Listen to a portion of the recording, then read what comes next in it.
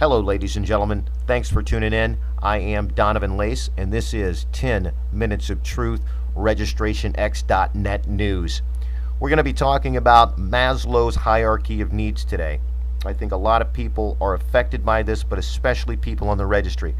Very, very important stuff going on. We're going to watch a clip explaining what it is, and then we're going to talk about it a little bit. Hi, I'm Holly Hancock, here today with About.com to give you an overview of Maslow's hierarchy of needs.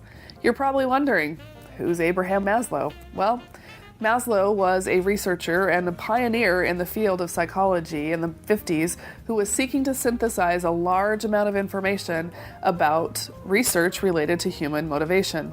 Ultimately, the fruits of his research were that he presented a hierarchy of needs categorized by two groups: deficiency needs and growth needs. The important thing about the hierarchy is that it's built on a foundation of basic needs that must be met and satisfied before higher levels of the needs are met. So, let's take a look at Maslow's hierarchy of needs. So the bottom of the pyramid for Maslow's hierarchy of needs are our physiological needs, those needs that are required for us to sustain life. Breathing, sleep, water, food, and even sex are important for us because we want to perpetuate the species. The next step up on the pyramid are safety needs. Needs are met when individuals feel safe and secure with no threat of physical or emotional harm. Those areas and safety concerns are going to be living in a safe area, medical insurance, job security, financial reserves. Difficult, I know, in this economy, but those things that are essential for us to survive. In the middle of Maslow's pyramid, we begin to see our emotional needs of love and belonging. Once a person has satisfied the physiological needs like sleep and breathing, and safety, living in a safe area and knowing that you are secure from threat or harm of danger, higher needs become more important. Our need for friends, our sense of belonging, and our ability to give and receive love. These are all emotional needs that need to be met as we continue through Maslow's hierarchy of needs. Next, it becomes important as autonomous human beings to experience a sense of esteem, to feel good about ourselves. We want to feel like we're important, that we matter. Those things that make us feel important and that we do matter on this earth are self-respect, achievement, attention, recognition, and our reputation. Finally, the apex of Maslow's hierarchy of needs is self-actualization. Self-actualization has been defined by self-help gurus and psychologists the world over. According to Maslow, self-actualization is the quest of reaching your full potential and being connected with the world.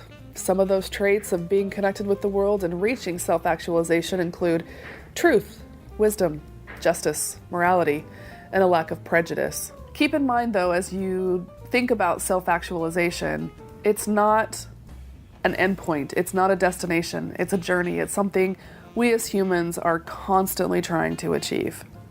Finally, the benefits of understanding Maslow's hierarchy of needs. Well, if you are in a social and behavioral science field, a psychologist, a counselor, a social worker, it's important to know where your clients are on the pyramid. You must understand where your patients are before you are able to address, assess, or even work with psychological issues.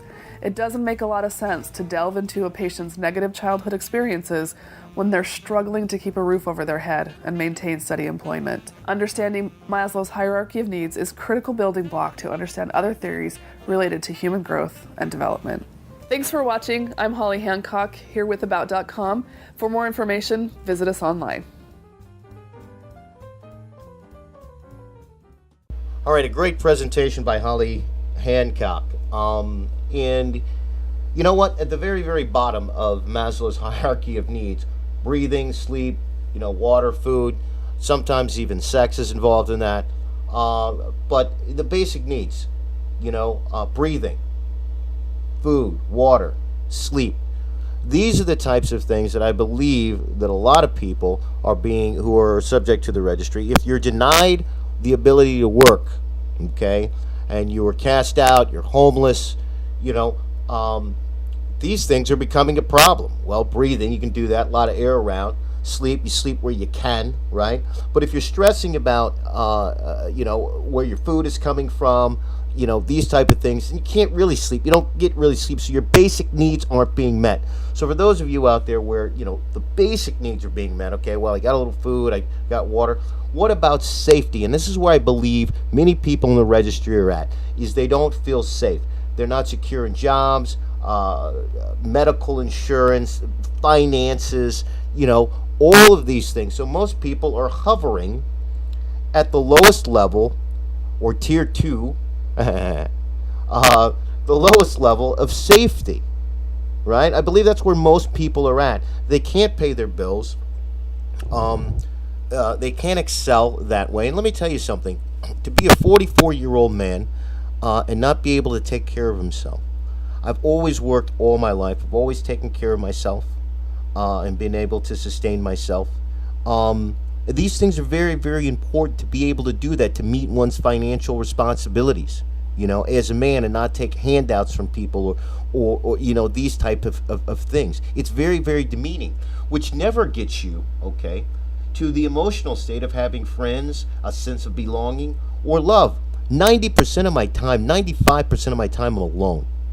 That's right. 95% of the time, I am absolutely alone. I have no human contact with anybody. I know. And, I look around, I don't have any friends, that I hang out with, or the sense of belonging. I spend time with my family sometimes. But that is gone. So because I'm stuck on safety, actually sometimes I'm down at physiological. Sometimes I don't know what I'm going to eat, right? So I'm hovering between the physiological, the basic things that you need to live, right? And safety, right? Those things are fluctuating. So I never get to the emotional stage. And esteem, look what's under esteem: self-respect, achievement, attention, recognition, reputation. You can't get that if you're plastered as a menace to society all over the internet. You can't get that if everybody appears that you were a threat to some kid. And why is everybody on the registry a threat to some kid? You realize that? It's always a threat to kids. It's never, some guys have legitimately raped adult people, but they're worried about them being, 200 feet from a daycare center. Makes no sense. But self-actualization, to attain the best you that you can be, is truth, wisdom, justice, morality, and a lack of prejudice. Well, the prejudice comes in because you're on this list and you can't get a job, you can't live anywhere, and you're being ostracized in the community. So prejudice is definitely in there, and there is no justice, wisdom, or truth, okay, involved in a lot of these cases, and which I believe most of these cases, because most of this is unjustified. The prejudice is unjustified because these people are not. Let me tell you something.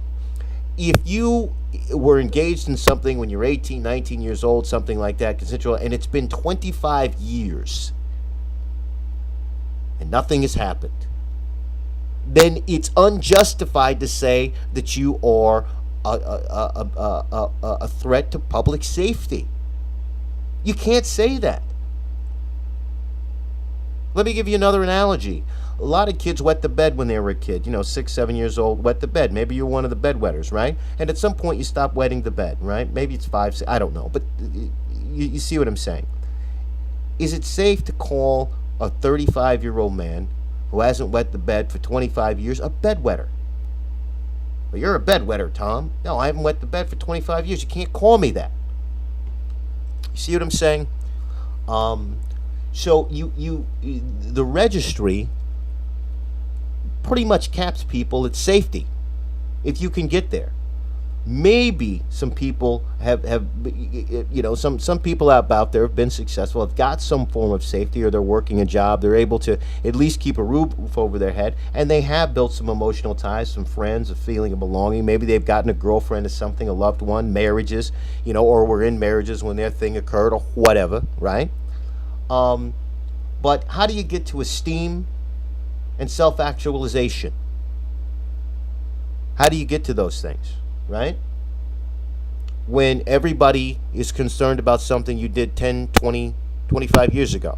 Now, that's not everybody's situation, but I'm saying it's a lot of people's situation. And eventually those people who are subject to the registry today, 25 years from now, will be in the same boat, right? Something interesting she says at the end. So all you guys who are in these psychosexual therapy classes, you know, are you at the level of safety? Right? Has your therapist even discussed Maslow's hierarchy of needs while they're trying to have you relive and admit whatever it was or blah, blah, blah, yakety smackety? Have they asked, hey, can you pay the rent? Right? And another thing, you talk about monetizing this situation. If I could get, it would be great if I could get a group of guys, 15, 25 guys or whatever, to come sit twice a week for $25 a pop in a group and talk for an hour. That's quite a payday, ladies and gentlemen. That's quite a payday. Right? So, it's just something that you've got to think about. And I'm glad that she brought that up at the end of this broadcast. But think about where you are on Maslow's hierarchy of needs.